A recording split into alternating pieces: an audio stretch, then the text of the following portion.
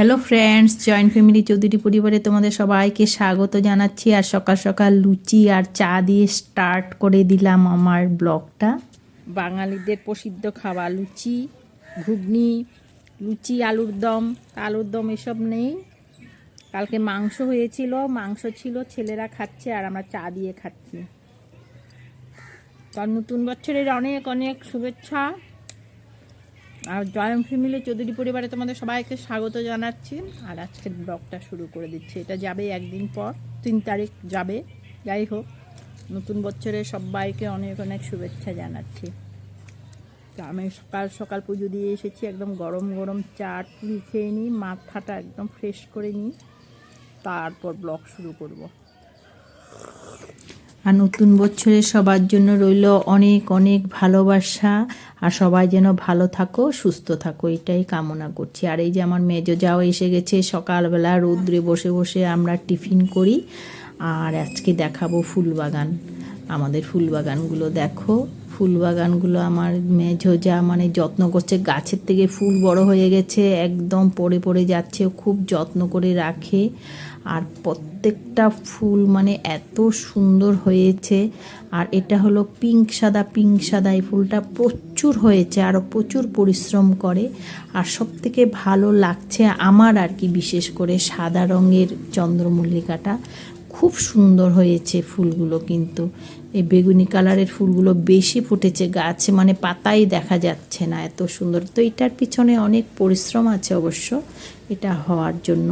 আর এই যে দেখো সাদা ফুলগুলো দেখলে মনে হয় কি এখন যদি বিয়ে থাকতো, বিয়ে বাড়িতে এরকম ফুল ছিঁড়ে, সাদা চন্দ্রমল্লিকাগুলো ছিঁড়ে মাথায় দিয়ে সুন্দর করে বিয়ে বাড়ি যেতাম। কিন্তু দুঃখের বিষয় এখন পৌষ মাস, বিয়ে নেই। তো যাই হোক, আমরা এই উঠোনে বসে ফুল বাগান দেখে খুব এনজয় করি আর খাওয়া দাওয়াও করি। আর এই যে দেখো এক একটা এক এক কালার, বিভিন্ন কালারের হয়েছে। কিন্তু তোমরা বলবে তো কোন কালারটা তোমাদের সব থেকে ভালো লেগেছে।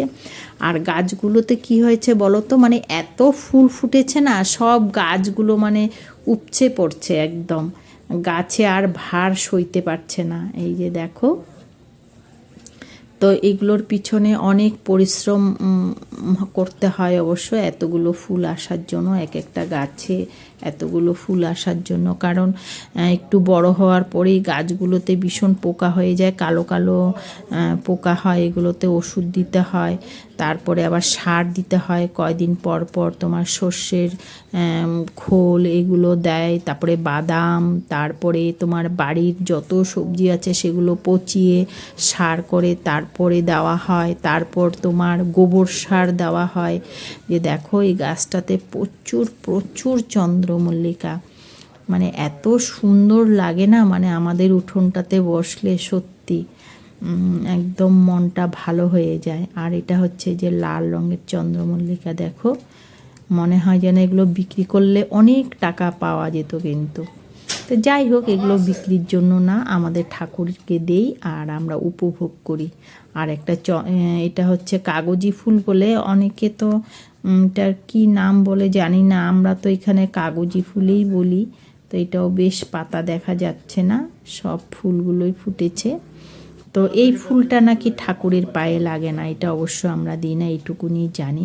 আর সব থেকে দেখো সাদা চন্দ্রমল্লিকাগুলো বিশাল বড় বড় হয়েছে কিন্তু। আর এই পার্পেল কালারের চন্দ্রমল্লিকাগুলো বেশ অনেক হয়েছে, কিন্তু একটু ছোট ছোট সাইজ। এই যে, আর এটা একটা পেটি গেঁদা, এগুলোকে আমি অপমান করলাম না, এটাকেও দেখালাম। অনেকে পাত্তা দেয় না অবশ্য, কিন্তু আমি দিইনি, আমি এটাও দেখালাম, কারণ এটাও যখন ফুল ফুটে খুব সুন্দর লাগে দেখতে। এই যে, তো তোমাদের কোনটা ভালো লেগেছে তোমরা কমেন্ট করে জানিও। আর ভালো লাগলে তোমরা একটা লাইক কমেন্ট শেয়ার করে দিও। তোমরা চাইলেও কিন্তু বাড়িতে এরকম ফুল বাগান, অল্প স্বল্প সবজি বাগান এরকম করতেই পারো, একটু কষ্ট করলেই কিন্তু হয়ে যায়। আর এটা তো অক্সিজেন দেয়, গাছ আর মনকে অনেক অনেক ভালো রাখে ফুল বাগান। যদি জায়গা না থাকে তোমরা টবেও করতে পারো, আজকাল তো বিভিন্ন পদ্ধতিতে বানানো যায়, তোমরা তো দেখতেই পাও ইউটিউবে আজকাল সব বের হয়ে গেছে। আর এই যে দেখো চন্দ্রমল্লিকাগুলো দেখে কীরকম লাগছে, মানে সারা বছর যদি থাকতো এরকম মনে হয়। তো তোমাদের কোন ফুলটার বেশি ভালো লেগেছে তোমরা কিন্তু জানিও। আর আমাদের 1 জানুয়ারি হয়েছে মাছ মাংস, সেটাও তোমাদেরকে দেখিয়ে দিলাম।